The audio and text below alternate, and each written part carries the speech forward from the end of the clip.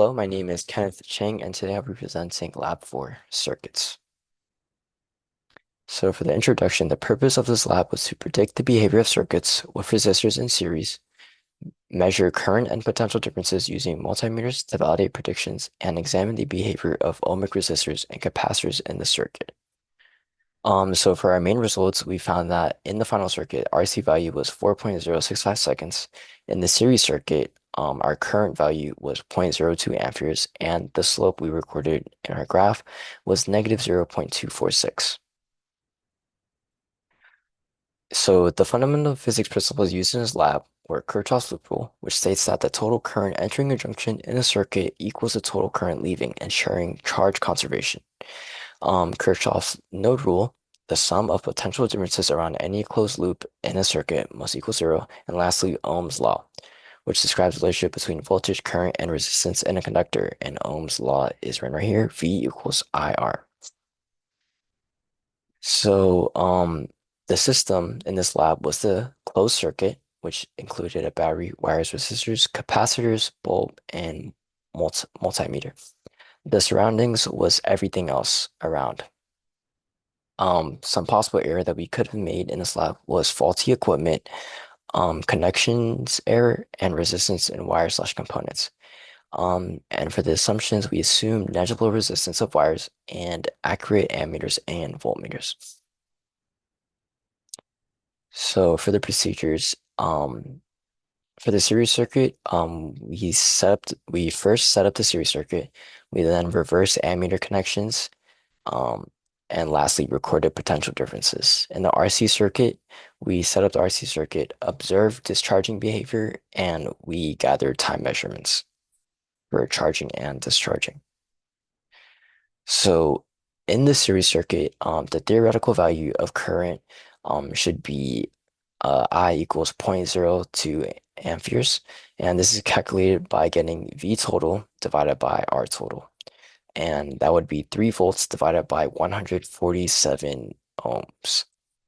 So the measured value of current in our experiment using the ammeter was I equals zero point zero 0.02 amperes, which is the same. And then when we reversed the ammeter, it changed the direction of it. So the current value was I equals negative zero point zero 0.02 amperes. And for the potential differences between certain locations, we got from A to B, it was 3 volts, from B to C, negative zero point zero zero 0.004 volts, from C to D, negative 1.003 volts, from D to E, negative 0.0013 volts, from E to F, negative 2.0 volts, and F to G was negative 0.0012 volts. And then from G to H and H to A, potential difference was 0 volts. So when we sum up all these potential differences, we got a value of negative 0.0095 volts. And the sum of potential differences should be zero according to the loop rule.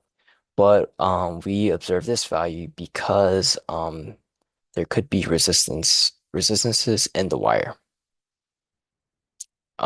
As you can see, these small values such as B to C, um, D to E, and F to G have very low voltage differences, potential differences. So in our RC circuit, our experimental values are as follows. 10 ohm capacitor took 12.45 seconds to charge and 12.2 seconds to discharge. Our 20 ohm capacitor took 23.17 seconds to charge and 22.6 seconds to discharge. We then graph data um, using ln delta V over V naught versus time. So each of these points represents the potential difference at a certain time divided by 9 volts, which is our original or initial voltage. And the slope we observed was negative 0.246. And to calculate RC, you do negative 1 divided by the slope. And our RC value was 4.065 seconds. The theoretical value of RC should be calculated by doing 30 ohms times 0.2 farads, and that gives you 6 seconds. For the discussion questions, the first discussion question, when using the real ammeter in person, the actual current readings may be slightly lower, especially in low current or high resistance configurations, due to the ammeter's internal resistance. And the answer to the second discussion question is the measured time to charge may differ from the predicted because of the internal resistance of the battery capacitor and ammeter.